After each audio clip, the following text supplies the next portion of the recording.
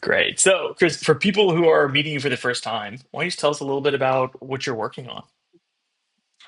Yeah, well, I'm currently the executive director of an organization called Entrepreneurs Across Borders, and our goal is to eliminate poverty through entrepreneurship by doing a ground-up approach to building entrepreneurs throughout an entire ecosystem. Our pilot program is in Jamaica, and we expect to expand into other regions in the coming years. Nice, exciting. How did you actually come about having the pilot program be in Jamaica? It's a really long story, but the founder of our organization visited Jamaica in 2006 and fell in love with Jamaica. I got bored after 3 days of being on a beach, serial entrepreneur, got bored of being on a beach, and as you do, rented a car and drove his family around the island and came up with this concept of entrepreneurship and entrepreneurs helping out other entrepreneurs. So taking state-based entrepreneurs who've been successful and mentoring emerging entrepreneurs in developing nations. And so the foundation or the organization was started, and we that laid the groundwork from 2006 all the way to 2019 when we incorporated Entrepreneurs Across Borders. Wow. So it actually started all the way back in 2006 until it was Yeah, actually incorporated, like, what'd you say, 2019, 2020? yeah, 2019. Which was awesome because we're entrepreneurs across borders. We incorporated, we got our 501(c)(3) status in December of 2019, and then 4 months later, no entrepreneurs were going across any borders. So, Yep, the world has a way of challenging us a little bit, huh? Especially when you're trying to make like absolutely, a it does. actual true impact like you all. So, Chris, how did you Yeah. first get involved in the industry of call it global entrepreneurship? Um, so I'm a serial entrepreneur. I've started about five companies in my lifetime.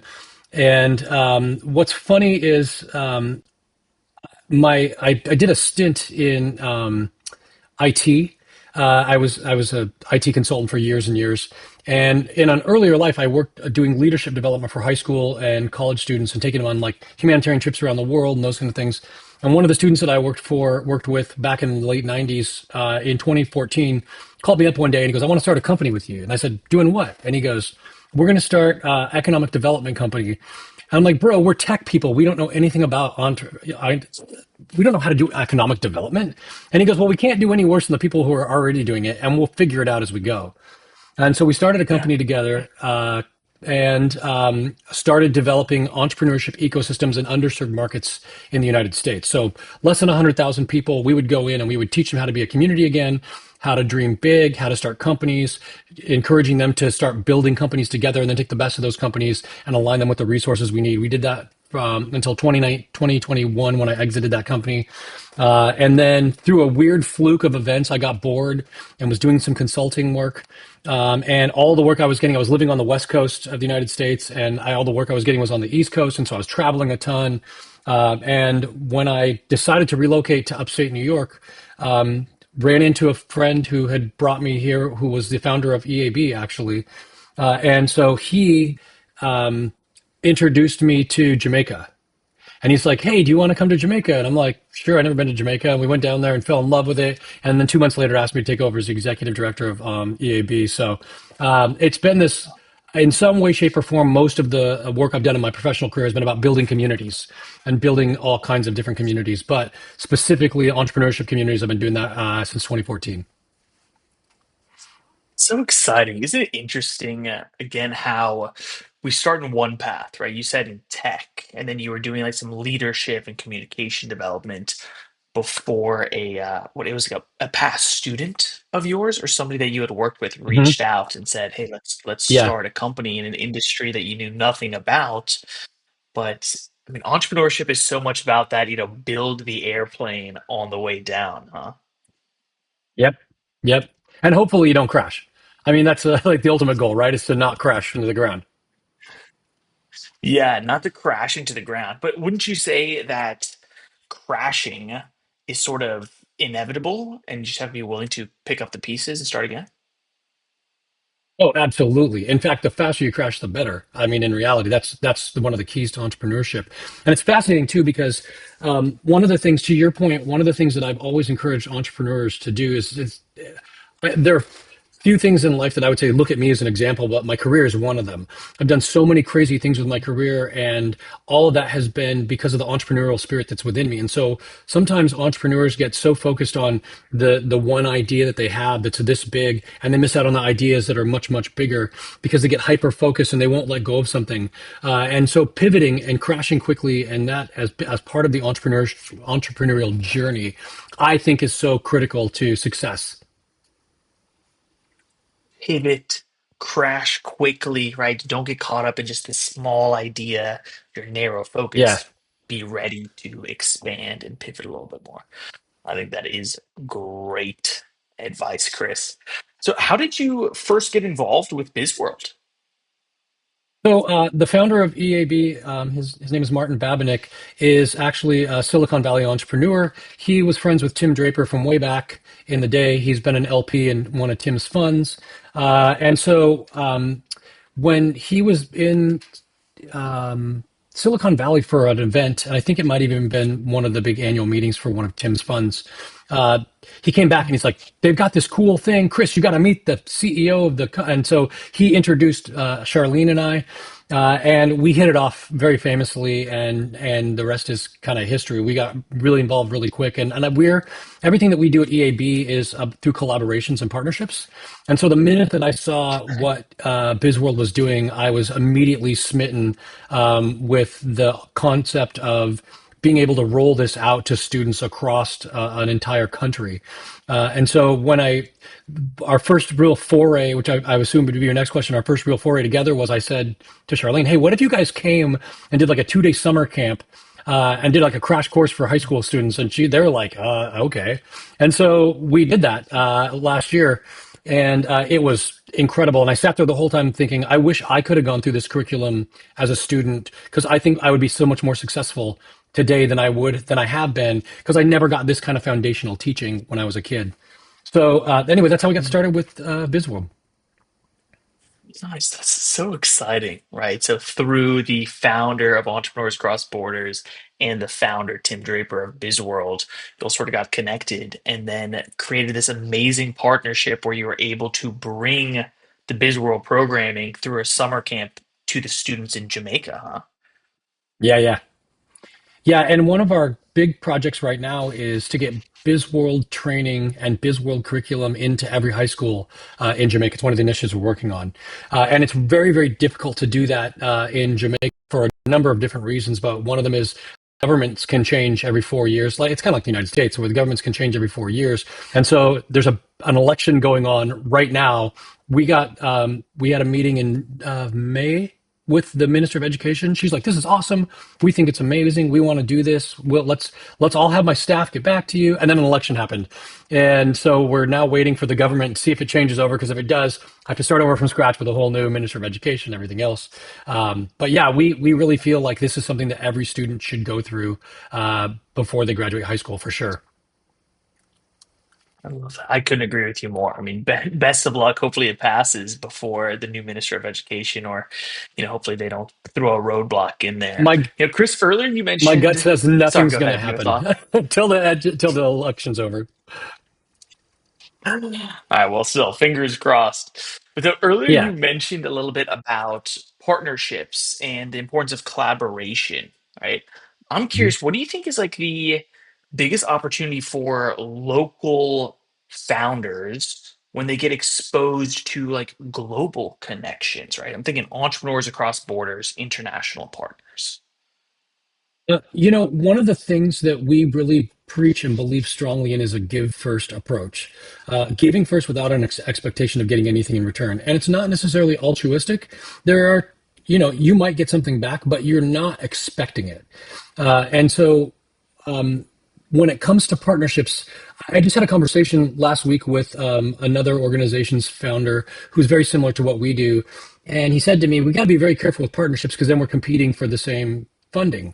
And I was like, bro, that's exactly the opposite of what the way that you should be doing this. And so when you think about partnerships, a partnership should be something that benefits both parties. And it should actually help both parties do exponentially more than they would have been able to do on their own. And so even the work that we've done in the past 2.5 years in Jamaica, I couldn't have done without partnerships like BizWorld. There's another organization called Food for the Poor. There's another organization called Kingston Beta. Like we do these things and we're able to make this impact in such a short period of time because of those partnerships. And so when we think about local founders, one of the things that all local founders should be looking for is how do I increase my network? And the really quickest way to increase your network is by giving access to your network and quickly giving access to your network, freely giving access to your network. So when you think about it, if I'm a founder and say I don't know, maybe I'm starting a software as a service company and I want to get into, for the libraries systems around the United States and around the world. Well, that's a very daunting task if you've got this software for libraries and trying to get them to change their culture and adopt things and pay for all that. It's a huge, but if the next thing you know, you're involved with, librarianfoundations.org, and you're involved with the people who are actually meeting that need, now you're exponentially helping everybody and you're not using them for their connection. So as a founder, the more you can get involved in global networks and the more that you can get exposed to people from a global landscape and you can do the right networks where those founders and those members of those networks are willing to open up their network for you, you can move much, much quicker than you could if you were just one, two, three doing it on your own. You can hit an entire swath of people and I'll give you a really good example. I met a founder at an event about 2 months ago, and he runs a company that creates software much like the one we're recording on, specifically for storytelling for museums and history.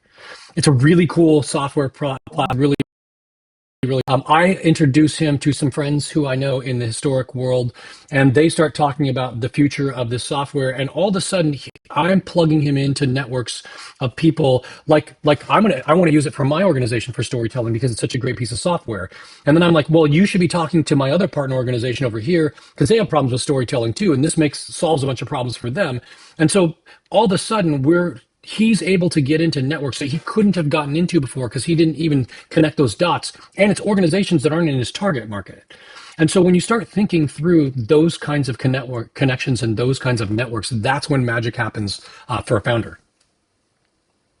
Wow, right? It's like you don't even know oftentimes the connections that are going to make the biggest impact to you. And Correct. so by sharing your network first and quickly being open to collaboration, right, then others are going to be more willing to share their network with you also. And then you don't even know what the possibilities are.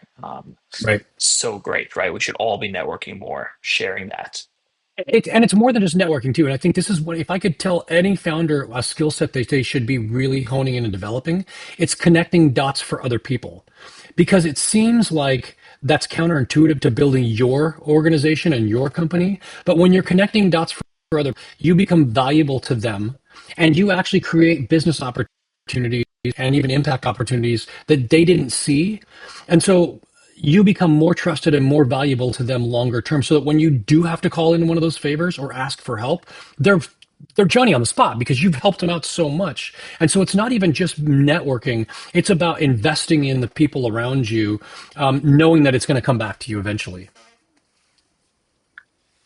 Chris, thank you for putting it that way, right? It almost makes me think of networking makes it sound somewhat like selfish. You're networking for yourself versus it's like how can you connect dots for other people and help them?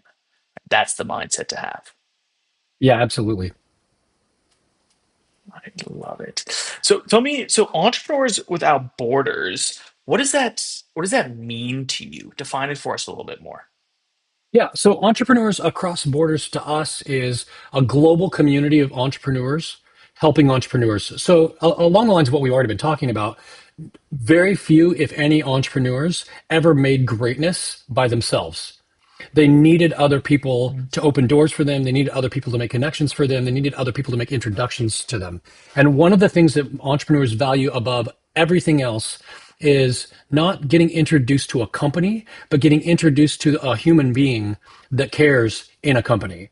and can champion what you're doing within that organization. So if that's what entrepreneurs value more than anything, what if we could create an organization that takes people who have those networks and have been successful and want to give back and introduce them to entrepreneurs in other countries and developing nations who don't have access to those same networks and haven't seen what these successful entrepreneurs have seen, and start the mentorship process where they're going to open doors and make those introductions for them. And so for us, entrepreneurs across borders, there is an Entrepreneurs Without Borders, by the way. I met the founder 2 weeks ago when I was in Sweden. But it's Entrepreneurs Across Borders is more about this global community of entrepreneurs mentoring and helping entrepreneurs be successful by giving back. Love that. Entrepreneurs across borders helping to mentor each other, give back to each other. Yeah, it's one of the things that I learned when I was working on the last company I started when we were building ecosystems is in underserved communities around the United States is given ecosystem, most of what anybody needs is already there, but there's not enough connective tissue within those ecosystems to know what resources are available. And so when you start developing bottom up, real human to human relationships, then you can start actually affecting change within any given ecosystem or any community. And when you're doing that through relationships, you don't need government support. You don't need higher education support. You don't need, it's humans helping out human beings, and it's sustainable long term because you start transforming the culture to a give first model and transforming it to a we have the resources we need, and there's less competition because people care about each other. When you start doing that, and it's a long, hard work, don't get me wrong, it's not like a 2 year process. But as you start seeing that unfold, what you end up with is a self-sustaining model where you've transformed a whole entire culture of people helping people and plugging them in internationally to networks they could never have been a part of to begin with.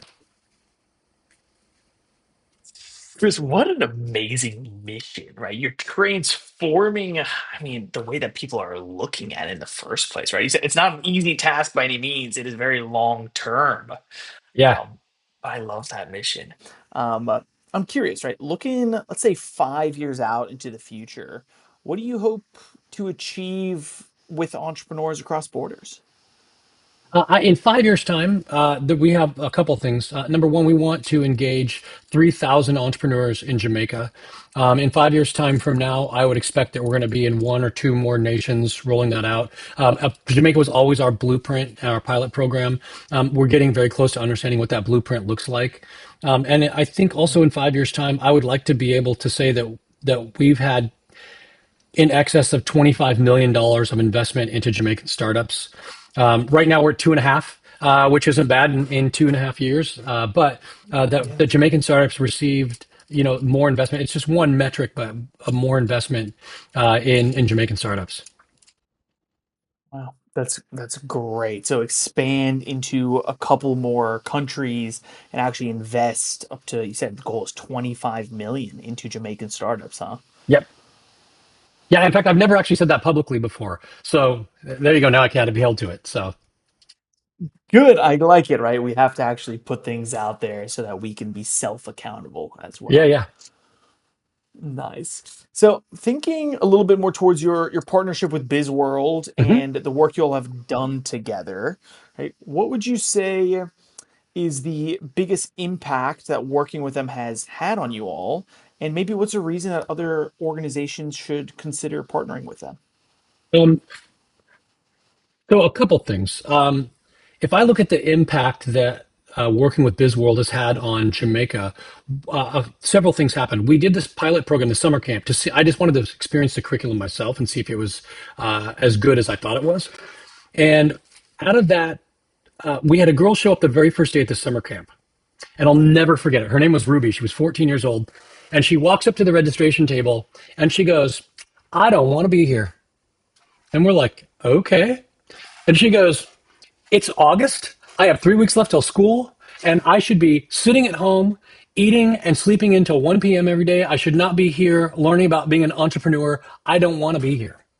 And one of the masterful educators of BizWorld looked at her and she goes, "Well, you're here now, so we might as well make the best of it."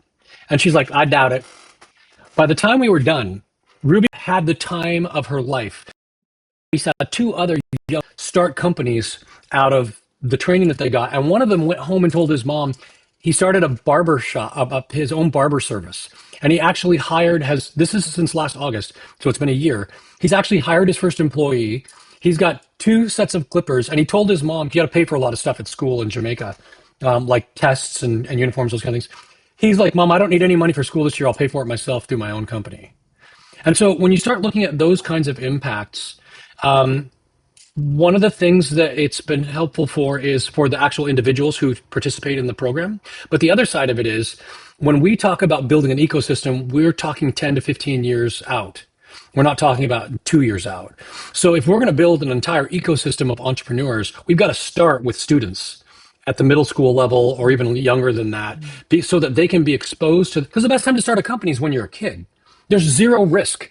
You're still living in your parents' basement. You don't have to worry about where your food's coming from. You can fail miserably. Your parents can give you money. Your friends and family can give you money. You probably don't need $1 million. You probably need a couple $100 to start these companies. And so when you're doing that and working with BizWorld has given us the ability to demonstrate for people the importance of that long-term pipeline creation for entrepreneurs, not just people today who are starting companies, but starting younger and creating an entire socioeconomic class of entrepreneurs that are trained properly, have the right background.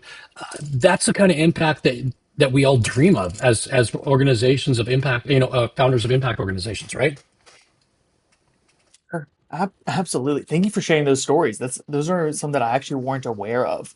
How exciting that the one student you say actually is now making enough money through Yeah, his business that his mom doesn't need to give him money for school anymore to yeah, pay for his tests and books and uniform, whatever it might be. Like that is such tangible impact. Chris, thanks for sharing that story. I appreciate yeah. it. I mean, that was after 2 days of a crash course of BizWorld too. That wasn't even like the full on, 2 semesters and whatever of like really ingraining. It was like 2 day crash course, and he came out of it with that. So Wow, that's great. So I know you touched on it a little bit just now, but from your perspective, like why is entrepreneurship education in schools more important than ever? because entrepreneurship is the reason that entrepreneurship training in schools is so important is that entrepreneurship is the quickest route to economic uplift anywhere of any other thing. And you don't need, I don't care where you live in the world or what kind of a regime you live under, entrepreneurs will change the world because they think differently, they do things differently. And I've jokingly said for years, if I have a machete, I have a business. And if I can clear some land and get me to people to pay me for it, I'm an entrepreneur. And if I save enough money, I can buy two machetes. And once I have two machetes, I can hire my friend to help me. And that's and it's the simplest entrepreneurship. But when you think through people who are outside of the Western framework, the global South, if you will, they don't have the same opportunities to go to a business school or go get their bachelor's degree first and then go. I mean, like, bro, just start a company tomorrow. If you're a hustler and you're willing to put in, you can change your own life. And so that training from the young age, regardless of your socioeconomic background and where you come from, it levels them up to a place where they have an competitive advantage that they wouldn't have had otherwise. So I would posit, and I don't have the data for this, but I would posit if you took two students, one from a terrible socioeconomic background and one from a privileged background, and you gave a socioeconomically challenged young person the kind of training they needed to become an entrepreneur, and the other one went the traditional college route, you would see a dramatic transformation in the challenged student over the course of their lifetime. They would probably succeed more, they'll probably accomplish more, and they'll probably be happier because they didn't get locked into some 9 to 5 societal job that just said, this is what you got to do to conform to societal norms. And I really do believe impact is going to be on the side of the economically challenged one if they get the right training to become an entrepreneur and if they're cut out to be an entrepreneur and capitalize on it. Course. I love it. I'm gonna go do some research for us, and so everybody that's listening, take a look down in the notes or the captions, wherever it might be, because I wonder if there's studies where they've done this, right? That entrepreneurship education over an extended period of time, where did they start out versus a counterpart that was maybe more privileged, and where did they end up, huh? Yeah, yeah. And if you do, I'd love to see that that research as well. Yeah, I'll find it for you. I'll find it for you. So Okay. you've seen a lot of young people sort of in action now, right? Learning about entrepreneurship. What surprises you how about how quickly they pick up entrepreneurship? Here's my thinking. I'll explain just a little bit more. Is that individuals are concerned, parents or even teachers, that you can't teach these business concepts so young, that it's almost a waste of Hmm. time. And so, what would you say to one of these people that say, no, they're too young to start learning about business skills and entrepreneurship? I would just say that's a big flaming pile of garbage thinking, to be really honest with you. And I'll give you a really cool example. We had a young man in our summer camp who his very really smart kid. He was 15 years old. His goal was to go to MIT. He very smart kid. We go through the entire BizWorld training, and at the end of it, one of the questions was, what is one surprising thing or one thing you thought you wish you would have known earlier when we were going through this whole process? And he said, when we did our original raise, our valuation was X, but then there was a down round and our valuation was blank. And it blew my mind because we never used the phrase down round. And so when you start thinking through a 15-year-old kid using terminology we take for granted in the entrepreneurship world, he used several different phrases as he was talking that nobody told him, but they were the correct phrases for what was going on there.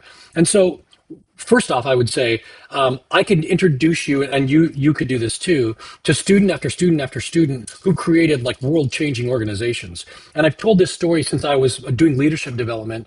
I watched a 15-year-old girl in the early 90s receive the Nobel Peace Prize in Colombia during the height of the cartels because she started after-school programs that went national for all these kids. And I'm going, if a 15-year-old girl can do that in Bogota, Colombia, at the height of the cartel's influence, and get the Nobel Peace Prize for it, I'm the one who needs to change my thinking because we have the ability, these students have the ability to change the world, and the only thing limiting them a lot of times is their parents not believing it. Yeah. Wow. I mean, the proof is there. I said, if you can Yeah, tell these stories after stories, and what an amazing thing, right? Of this girl, 15 years old, starting after school program in Colombia, right? Getting the Nobel Peace Prize. It's we need to change our thinking, our limiting mindsets, honestly, right? absolutely. Because young students, individuals are so capable. And it's funny too because I remember there's so many times where young people and specifically grade school students. Like I always think of myself when I'm working with students as I'm helping to nurture and tend these crazy thoughts these young people have. And so yeah, their idea it was stupid and would never work. But it's not until you start exploring those ideas that you start understanding why something will or won't work, and then it starts to shift your thinking. And it's all muscle memory for your brain. And the more you start training yourself to think that way, the quicker you become at making great assessments, and your thinking changes too. But most parents and adults don't look at themselves as thought farmers and tending those orchards. They look at themselves as someone to like correct and guide. And so we don't allow kids the freedom to think outside the box and then encourage them to really dig in and go, why would this work? Why wouldn't this work? And the truth be told, I mean, listen, I'm a parent. We get busy, we're tired, we have other things to do, and it's hard work to have those kind of conversations. But that's where people who are going to change the world start out is in those kinds of environments. You don't go through this like being told you're an idiot your whole life and then graduate from college and just go, surprise, I'm changing everything. You just don't, right? No, no, we have to foster it from super young. Um, so, Chris, a big thing that we're focusing on at BizWorld is getting the program in the hands of more educators, Mhm. more teachers.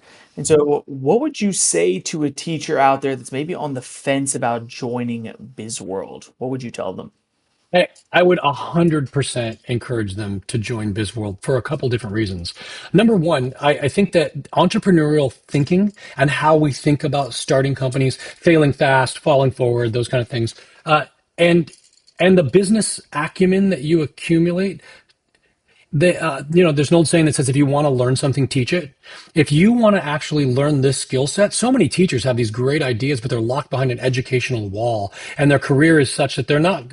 Most of them aren't going to branch out and just quit being a teacher and start their own company. However, You could do both simultaneously. And so I would say to you, not only is this going to help your students, but it's going to help you be a better teacher and it's going to make you a better business person, which I mean, that just helps us out in our everyday lives all the time. Wow. Wow. Yeah, not only is it going to help your students, it's going to help you actually to be a better teacher, a better business person. And I always love to throw out the fact that we're teaching life skills through business Yes. education. We're not saying every single student has to go be an entrepreneur, but we are saying that every single student needs to learn teamwork, Yes. communication skills better, right? Of course, financial literacy. Um, it's good for everybody. And I would add to that one other thing too. I have been nothing but overly impressed with the caliber of educators that I met. I taught in a private school, so I have some background in education, and I've watched the educators from BizWorld just masterfully teach this curriculum. So the other side of it too is by being around people like that, you're going to learn to be a better teacher as well. So for me, if I'm talking to someone who said, well, why should I do this? First off, you're going to be a better business person. You're going to be more confident. You're going to have better students who are having fun and collaborating better. And you're going to get to be around other master educators. I worked with young people for a good part of my career, and I learned like 3 or 4 things from the BizWorld educators just by watching how they interacted with students that I'm like, oh my gosh, I'm going to incorporate that. I love that, right? If you have literally decades of experience and can still learn new Yeah. things.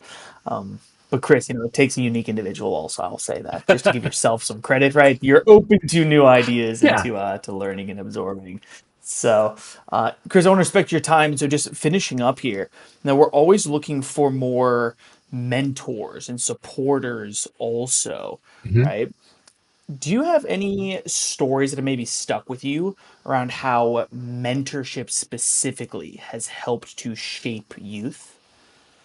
Oh, that's a really good question. Yeah, um, because of the work that I did in the late 90s and early 2000s in leadership development with students, I've gotten to see now some of those students that I worked with in the earliest time frame are now in their 40s.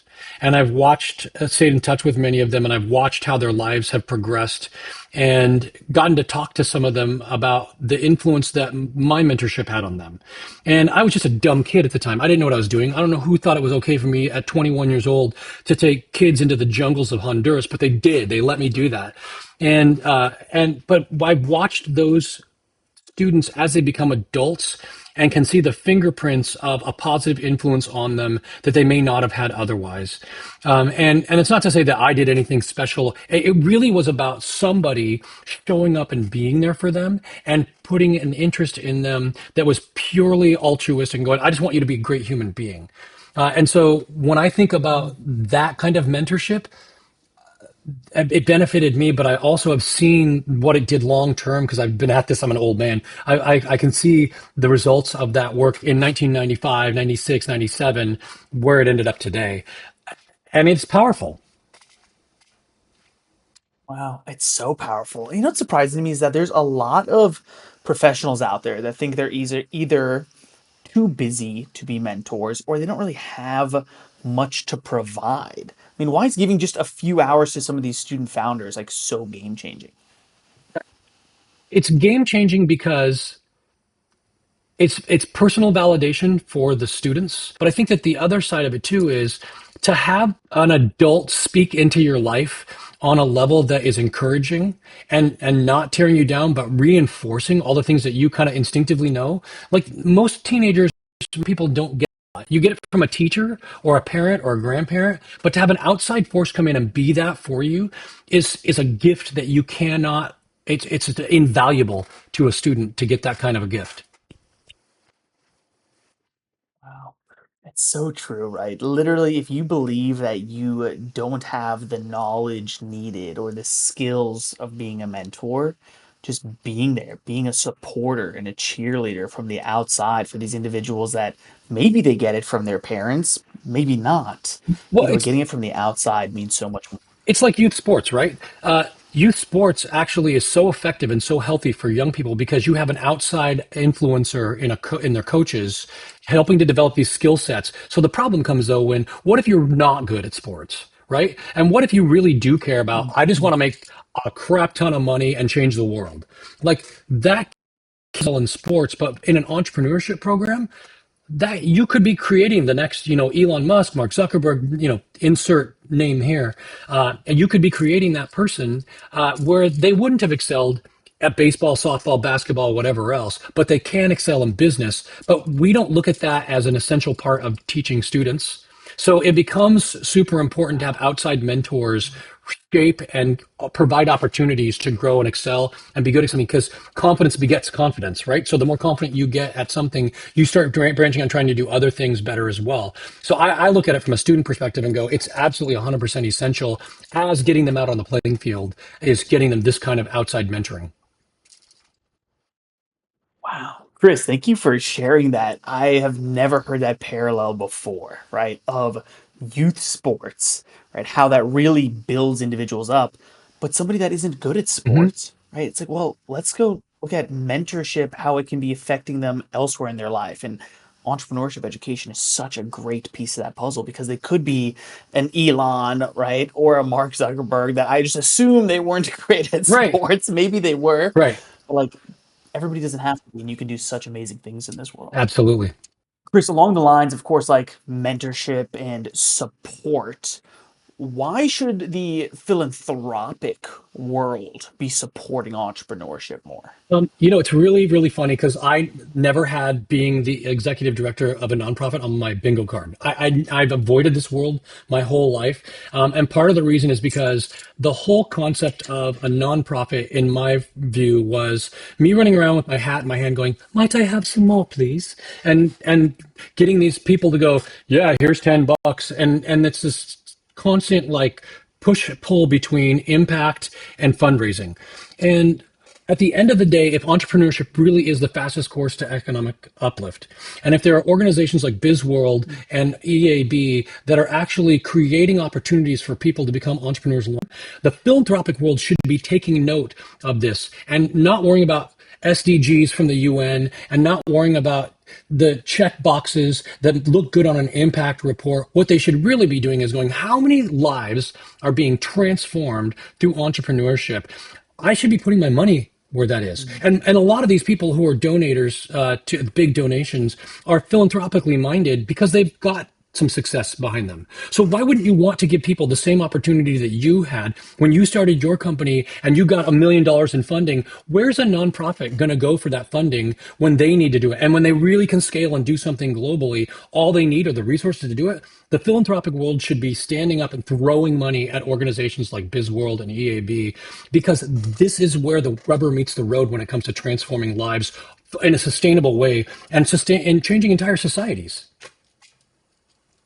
Wow, I love that. Like literally transforming it in a sustainable way, transforming societies. And so many of them should honestly just look at themselves, right? Because they've gotten to this place to be philanthropic most of the time through their own business endeavors. So we need to support and grow more of that, essentially. And it's kind of a rinse and repeat cycle afterwards, huh? Yeah. Yeah. Amazing. Chris, thank you so much for your time. Honestly, I mean, if there is something that you could leave our audience with, a message around why entrepreneurship matters so much for the next generation, what would that be? Um, I I've said this already and I'll say it again. Entrepreneurs will change the world. In fact, I just spoke to a big NGO based out of Florida. I got to speak to their entire staff about why entrepreneurship is so important to relief organizations and people working in developing nations. And at the end of the day, entrepreneurs will change the world. Everything that we do today, think about what's going on right now with OpenAI and how the most valuable company on the planet, Apple, is playing catch up to a startup that was started from some young man, right? And so when you start thinking through the transformations, every single transformation we've seen in history has been a technological advancement that's felt like magic when it started, and it felt like out of reach and out of touch, but then all of a sudden it became commonplace. And so the telephone was like this big deal. Electricity was this, people thought you'd die from the vapors of electricity. There are no vapors in electricity, by the way. And so when you start thinking through It's entrepreneurs who transform the world. It's not government leaders, although they can affect the world and they can negatively affect the world. The positive advancements we see in the world always come through entrepreneurs who start out with a crazy idea, won't give up on it, fail quickly. They go out on a limb, they build this thing from scratch. Well said, Chris. Thank you so much. Thank you so much for your time. And that is amazing insight right there. Also, that factually entrepreneurs are changing the world. They are the ones that change the world now and forever moving forward. Yep. Also, um, thank you.